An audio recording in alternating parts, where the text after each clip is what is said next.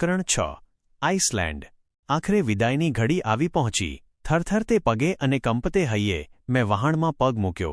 જાણે કાયમને માટે હું દુનિયા છોડીને જતો હોઉં એવું ઘડીભર મને થઈ ગયું। પણ મારા કાકા જ્યારે કૂદકો મારીને વહાણ ઉપર ચડ્યા ત્યારે મને લાગ્યું કે હું એકલો નથી, એટલે મારામાં થોડી એક હિંમત આવી। મી. થોમ્સન અમને વળાવવા વહાણ સુધી આવ્યા હતા અને આઇસલેન્ડમાં તેમના ઓળખીતા ઉપર ભલામણના કાગળો પણ તેમણે અમને આપ્યા હતા। બીજી જૂને સવારે 6 વાગે વહાણ ઉપડ્યું અને અમારી નાની એવી કોટડીમાં બધો સામાન અમે ગોઠવીને બેઠા। પવન ખૂબ અનુકૂળ હતો। નૈઋત્ય દિશાનો પવન અમારા વહાણને ધીરે ધીરે દોરી જતો હતો। શેક્સપિયરના ખ્યાત નાટક હેમ્લેટમાંનો એલ્સિનોરનો કિનારો મારી નજર આગળથી પસાર થઈ ગયો। અમારું વહાણ ખૂબ સરસ હતું, પણ છતાં આખરે તો તે વહાણ જ ને। જો પહોંચાડે તો વહેલું પહોંચાડે, નહીં તો મહિનાના મહિનાઓ વચ્ચે કાઢી નાખે। આ વહાણમાં આઇસલેન્ડ માટે કોલસો, ઘરવખરીનો સામાન, ઊનનું કાપડ અને ખાવાની ચીજો વગેરે ઘણું ભર્યું હતું। વહાણના ખલાસીઓની સંખ્યા 5ની જ હતી। સાંજને વખતે અમારું વહાણ સ્કેગરની ભૂશીર પાસે આવી પહોંચ્યું। ડેનમાર્કનો અહીં છેડો આવે છે। અહીંથી નોર્વેના દક્ષિણ છેડા પાસે નેઝની ભૂશીર પાસે થઈને ઉત્તર મહાસાગરમાં અમારું વહાણ પેઠું। 2 દિવસ પછી સ્કોટલેન્ડનો કિનારો થોડો એક દેખાયો ન દેખાયો અને અમારું વહાણ ફેરોના બેટો તરફ ચાલ્યું। અહીંથી અમારું વહાણ સીધું આઇસલેન્ડના દક્ષિણ કિનારા તરફ ઉપડ્યું।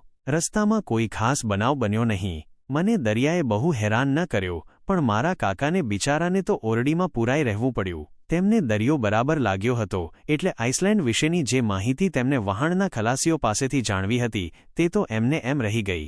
11મી તારીખે પોર્ટલેન્ડની ભૂશીર વટાવીને અમારું વહાણ પશ્ચિમ તરફ વળ્યું। અહીં દરિયામાં શાર્ક અને વહેલ માછલીઓનું મોટું રહેઠાણ ગણાય છે।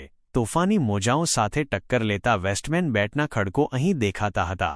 48 કલાક પછી અમારું વહાણ સ્કેગન પોઇન્ટ પાસે આવી પહોંચ્યું। આ જગ્યા ખૂબ ખરાબાવાળી ગણાય છે। અહીં આઇસલેન્ડના કિનારાનો ભોમિયો જે અમારી સામે અમારા વહાણને લેવા માટે આવ્યો હતો તેણે અમારા વહાણનું સુકાન હાથ ધર્યું અને સહી સલામત અમે ફાક્સાના અખાતમાં આવી પહોંચ્યા। માંદગીને લીધે ફિક્કા છતાં આનંદી ચહેરે મારા કાકા કેબિનમાંથી બહાર નીકળ્યા। બંદર ઉપર કેટલાય માણસો વહાણમાં આવેલા પોતપોતાના સામાનની રાહ જોતા ઊભા હતા। મારા કાકા આ તરતા કેદખાનામાં હવે ઘડીભર પણ પડ્યા રહે એમ ન હતા। તેઓ કિનારા પર કૂદી પડ્યા અને નીચે ઉતરીને દૂર દૂર ક્ષિતિજમાં મને આંગળી ચીંધીને કાંઈક બતાવ્યું અને બોલી ઉઠ્યા, સ્નેફેલ, સ્નેફેલ।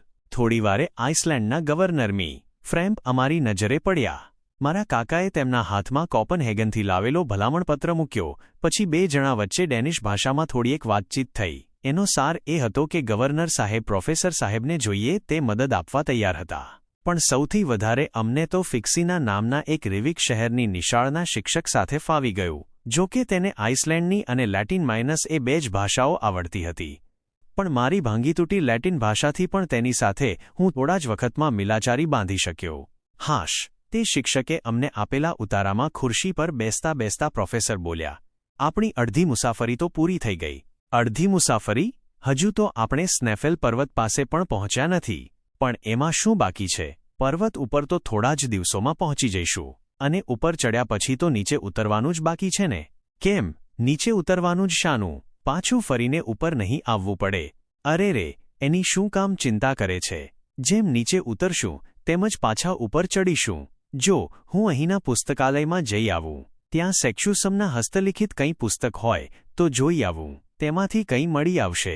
મારે તેમની સાથે જવું ન હતું। હું શહેરમાં ભટકવા નીકળી પડ્યો।